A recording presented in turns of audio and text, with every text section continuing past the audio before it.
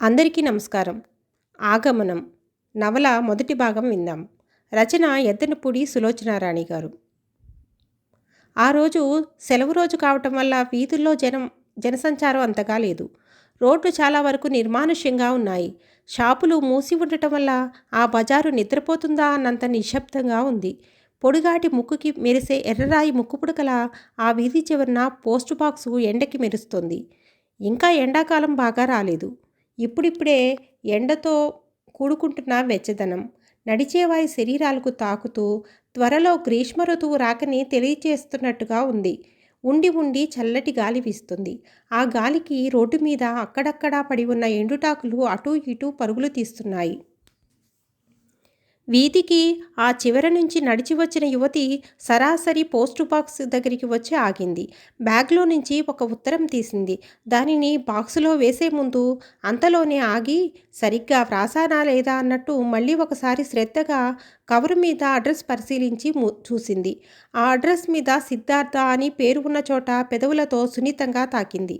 తరువాత ఆ ఉత్తరాన్ని పదిలంగా అత్యంత జాగ్రత్తగా పోస్టు బాక్సులోనికి వదిలింది. చేయి ఇవతలికి తీసిన తర్వాత మళ్ళీ చెయ్యి పోస్టు బాక్సులోకి పెట్టి ఉత్తరం మధ్యలో ఆగిపోకుండా లోపలికి వెళ్ళింది లేనిది చూసింది. ఆ యువతి కళ్ళల్లో లీలగా తడి కనిపించింది. పోస్టు బాక్స్ మీదకి ఎర్రటి తంగేటి పూల కమ్మ విరగపూసి వంగి ఉంది. ఆ యువతి ఆ పూలని క్షణంసేపు తదేకంగా చూసింది. ఆమె గుండెలని చీల్చుకుని వచ్చినట్టుగా బరువుగా శ్వాస వదిలింది. ఆ పూలని తదేకంగా చూస్తున్న ఆ కళ్ళల్లో కమ్మటి కలలాంటి ఆశ తెరచాప ఎత్తిన పడవలా పయనం చేసింది. మళ్ళీ ఋతువు వచ్చి ఈ చెట్టు ఇలా పూలు పూసేసరికి తను చాలా ఆనందంగా ఉంటుంది. 12 నెలలు ఎంతలో గడుస్తాయి? ఆమె కళ్ళలో అచంచలమైన విశ్వాసం కనిపిస్తుంది. ఆ యువతి వయసు సుమారు 30 సంవత్సరాలు ఉండవచ్చు. మెడ మీదకి ముడి వేసుకుంది. గ్రీన్ కలర్కి పింక్ బార్డర్ ఉన్న చీర కట్టుకుంది. కాస్త పొడుగు చేతులున్నవి షేప్ జాకెట్ వేసుకుంది. చేతులకి 2 ఎర్రటి మట్టి గాజులు మినహా ఇంకేం నగలు లేవు. ఆమె ధరించిన బట్టలు సామాన్యంగా ఉన్నా ఆమె ముఖంలో ఉన్న అనిర్వచనీయమైన వర్చస్సు చూపర్లని ఇట్టే ఆకర్షిస్తుంది. అది ఆమెలో ఉన్న చదువో సంస్కారమో మంచితనమో ఆమె బాగా పరిచయం అయితే తప్ప తెలియదు. ఆమె పోస్ట్ బాక్స్లో ఉత్తరం వేసి వెనక్కి తిరిగి వస్తుంది. తన ఆలోచనలో తాను ఉన్నట్టు పరధ్యానంగా నడుస్తుంది. ఇంతలో ఆమెకెదురుగా 2 స్త్రీలు వచ్చారు. వారిలో 60 సంవత్సరాలు పైబడి తలనెరిసిన ఆవిడ ఈ యువతిని చూడగానే కళ్ళజోడు సవరించుకుంటూ జమున, ఇటు ఎక్కడి నుంచి వస్తున్నావు అంటూ పలకరించింది. జమున ఉలిక్కిపడినట్టు తల ఎత్తింది. ఆవిడని చూడగానే చిరునవ్వుతో నమస్కరించి ఉత్తరం పోస్ట్ చేసి వస్తున్నాను అంది. ఉత్తరమా? మీ వారికేనా? అవును. ఎప్పుడూ చెప్పడమే తప్ప ఒక్కసారి కూడా చూపించవు.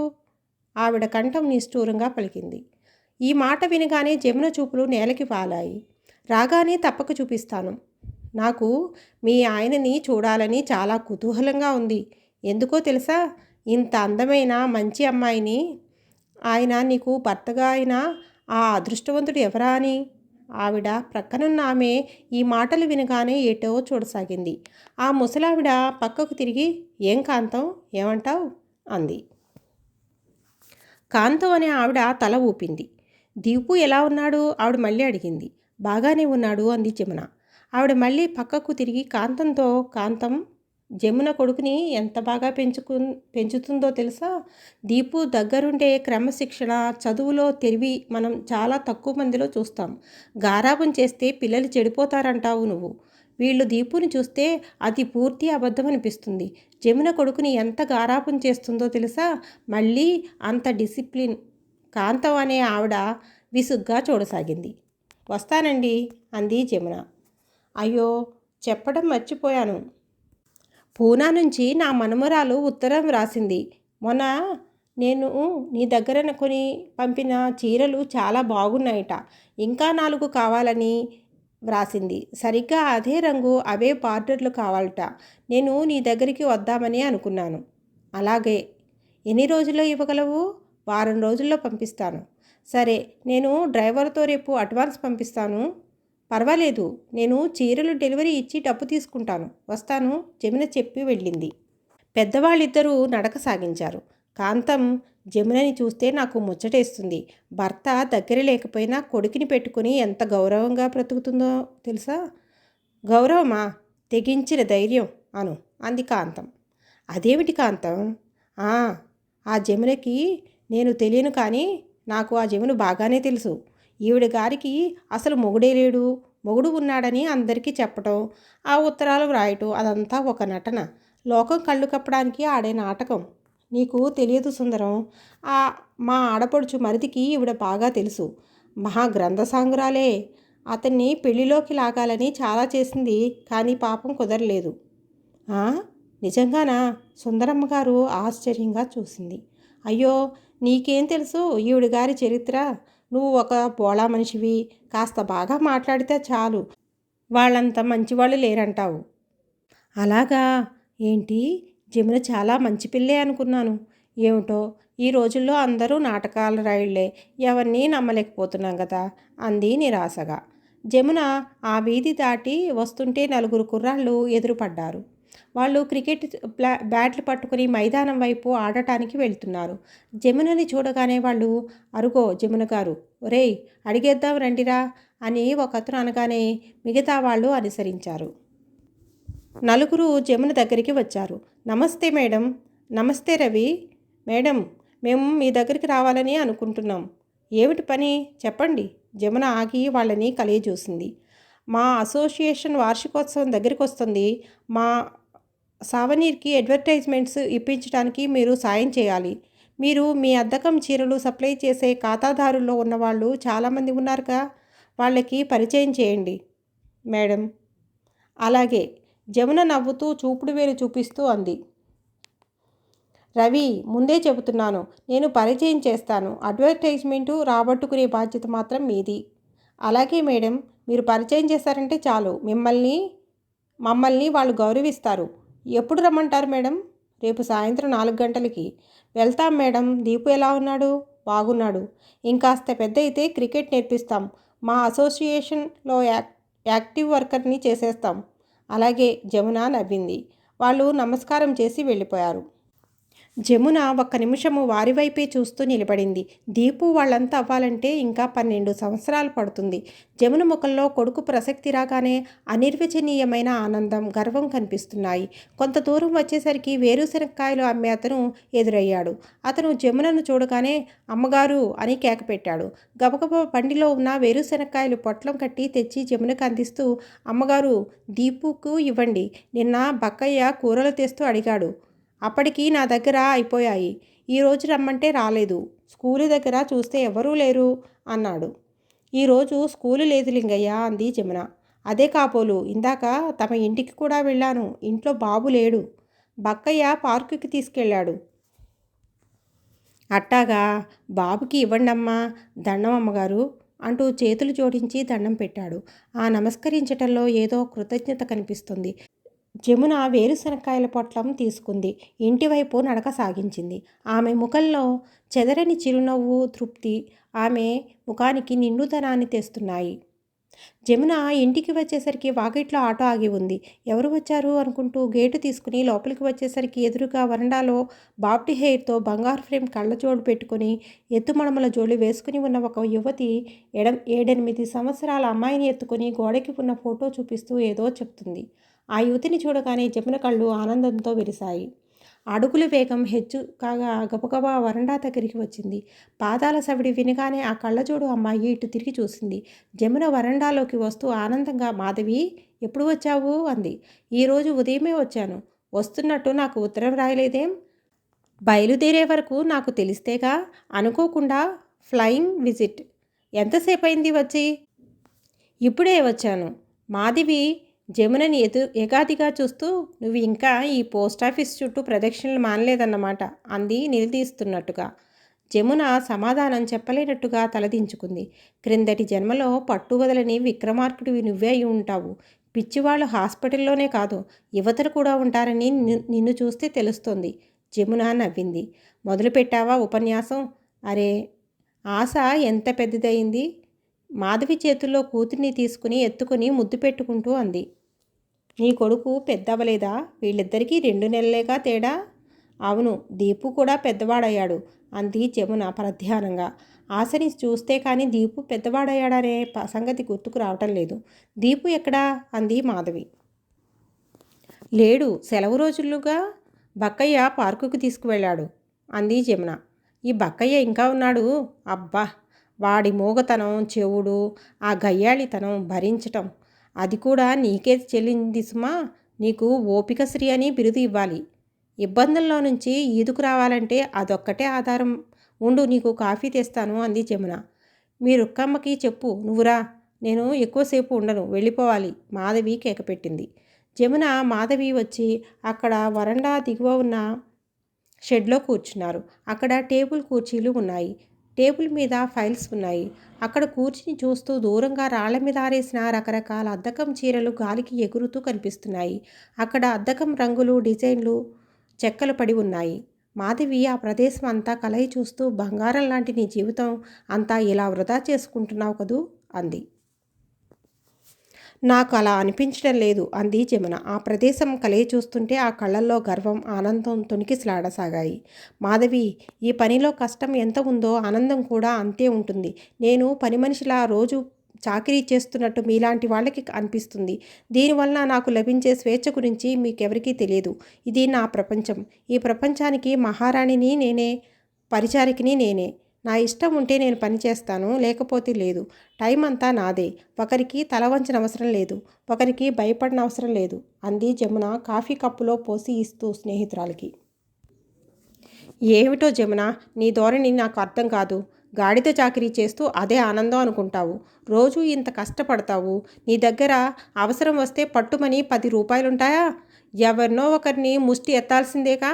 ఆడవాళ్లగా పుట్టి మనం సుఖపడాలి. ఈ కష్టమంతా మగవాడిది. జమున, నన్ను అడిగితే ఆడవాళ్ళు డబ్బు కోసం కష్టపడకూడదు. డబ్బు సంపాదించే మగాడిని చేసుకోవాలి. నువ్వు నేను చెప్పినట్టు ఆ శ్రీహరిని చేసుకుని ఉంటే. మధు, ప్లీజ్. జమున వారింపుగా చూసింది. ఆ కళ్ళల్లో ఆగ్రహం కస్సును కనిపించింది. సరే సరే, ఓకే, నువ్వేమైనా మనసు మార్చుకున్నావేమోనని మాధవి నసిగింది. ఇంకేమైనా కబుర్లు చెప్పు. ఆనందరావు గారు ఎలా ఉన్నారు అడిగింది జమున. ఆయనకేం బ్రహ్మాండంగా ఉన్నారు. పూల రంగడి జీవితం. కాకపోతే నిమిషానికోసారి రెండో పెళ్లి చేసుకుంటారని నన్ను బెదిరిస్తూ ఉంటారంతే. నిన్ను ఏడిపించడానికి అలా అంటూ ఉంటారు. ఆయనకి నువ్వంటే చాలా ఇష్టం. ఇష్టం లేకపోయినా నేను బాధపడను. ఆయన భార్యగా నాకు కావలసిన సుఖాలు నాకు ఇస్తే చాలు. ఆయన జీవితానికి నేను అడ్డురాను. మాధవి, ఆ మాట అనటానికి నీకు సిగ్గులేదు? పెళ్ళి అయిన స్త్రీ మాట్లాడాల్సిన మాటలేనా ఇవి? పెళ్ళి షిట్. ఈ రోజుల్లో పెళ్ళిని గురించి సీరియస్గా తీసుకున్న ఏ ఆడపిల్ల సుఖపడదు. ఇది పెళ్ళి అనుకునే కంటే స్త్రీ పురుషుల మధ్య ఒక అగ్రిమెంట్ అనుకుంటే హాయిగా ఉంటుంది. మాధవి కాఫీ తాగటం పూర్తి చేసి కప్పు టేబుల్ మీద పెట్టి లేచింది. జమున, నువ్వు కాస్త ఆ పాత భావాలని వదిలేసుకుంటే సుఖపడతావు. నువ్వు నీ జీవితాన్ని అనవసరంగా వేస్ట్ చేసుకుంటున్నావని నేను ఎప్పటి నుంచో మొత్తుకుంటున్నాను. నువ్వు నా మాట వినటం లేదు. జమున 2 చేతులు జోడించి దండం పెట్టింది. మధు, నీకు దండం. నేను సుఖంగా ఉన్నట్టు నీకు కనిపించకపోవచ్చు. సుఖానికి నువ్వు చెప్పే భాష్యం వేరు. నేను చాలా హాయిగా ఉన్నాను, సరేనా? నిజమేనంటావా అంది మాధవి అటూ ఇటూ తిరుగుతూ. నిజమే. నువ్వు ఒట్టి మొద్దువి, పిరికిదానివి మాధవి కోపంగా అంది. ఇంకేం పేర్లు పెడతావో చెప్పు బుగ్గన చెయ్యి ఆనించుకుంటూ అడిగింది జమున. మాధవి ఒక క్షణం ఆగి జమున కళ్ళల్లోకి సూటిగా చూస్తూ, ఒట్టి సెంటిమెంటల్ ఫూల్వి. నీ అందం, నీ తెలివితేటలు జీవితంలో నిన్ను ఎంత పైకి తీసుకువెళ్తాయో తెలుసుకోలేని ఇడియట్వి. మాధవి పక్కకు తిరిగి దూరంగా కుక్కలతో ఆడుకుంటున్న కూతుర్ని, ఆశ, వెళ్దాన్రా అంటూ పిలిచింది. అప్పుడే వెళ్ళిపోతావా? ఇంతసేపు ఉన్నాను, కాఫీ తాగాను, సంతోషించు. అసలు నా కోసం ఎంతమంది ఉన్నారో తెలుసా? ఈ పూట నీ దగ్గరికి రాకపోతే ఇక నిన్ను చూడటం పడదు. అందుకే కారు వేరే పని మీద వెళ్ళిందని డాడీ చెప్పినా కారు కోసం ఆగకుండా ఆటోలో వచ్చేశాను. థ్యాంక్ యూ అంది జమున. అదొక్కటేగా నువ్వు నా మొహాన పారేసేది? జమున, నేను అసలు నీ దగ్గరికి రాకూడదు, నిన్ను చూడకూడదు అనుకుంటాను. కానీ ఈ ఊరు రాగానే నిన్ను చూసే వరకు నా ప్రాణం గిలిగిలా కొట్టుకుంటుంది. నువ్వు ఉత్తరాలు వ్రాయవని ఎన్నిసార్లు చెప్పినా ఢిల్లీ రావని, నీ మీద ఉన్న కోపం నాకు గుర్తే ఉండదు. వెళ్ళబోయిన మాధవి ఆగి ఒక అడుగు వేసి జమున దగ్గరికి వచ్చింది. ఆమె మెడ చుట్టూ చేయి పెనవేసి, జెమీ, ఐ లవ్ యూ. ఈ ప్రపంచంలో నువ్వే నాకు నిజమైన స్నేహితురాలివి అని అనిపిస్తుంది. వస్తాను, బై అంది. ఒక్క నిమిషం ఉండు అంది జమున. ఏమిటి? ఇప్పుడే వస్తాను అంటూనే గబహాల లోపలికి పరిగెత్తింది. మరు నిమిషంలో ఒక ప్యాకెట్తో తిరిగి వస్తూ, మధు, నిన్ననే తయారైనాయి. నీకు నచ్చిన చిలక ఆకుపచ్చ రంగుకి నలుపు బార్డర్ ప్రింట్ చీర తీసుకువెళ్ళు అంది. మాధవి ఒక్క నిమిషం తటపాటాయించింది. నేను డబ్బిస్తాను అంది. సిగ్గులేదు అంది జమున.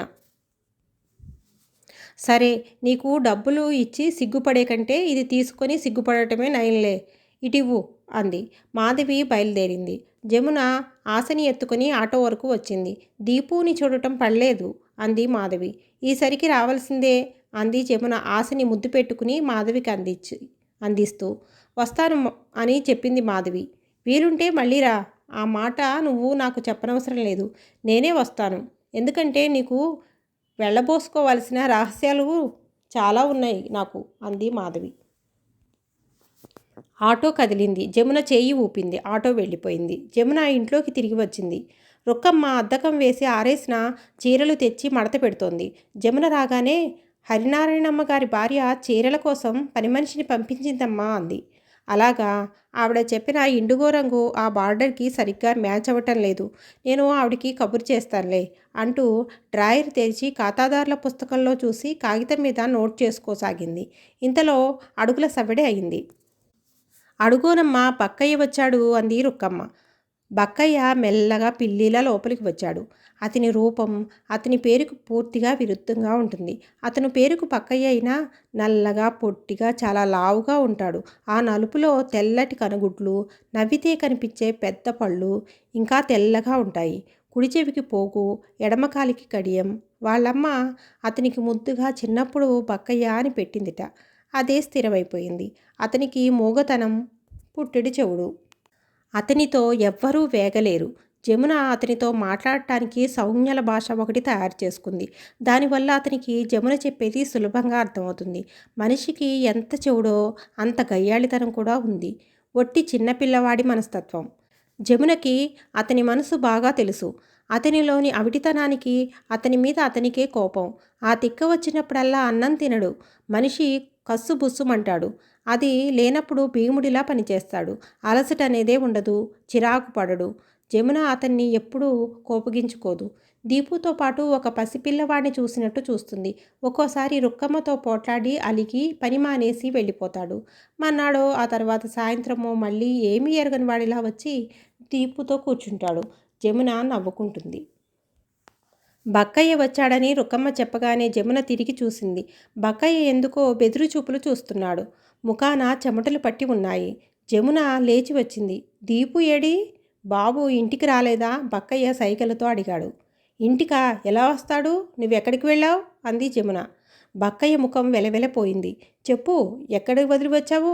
చీకటి కూడా పడుతోంది గద్దించినట్టు అంది.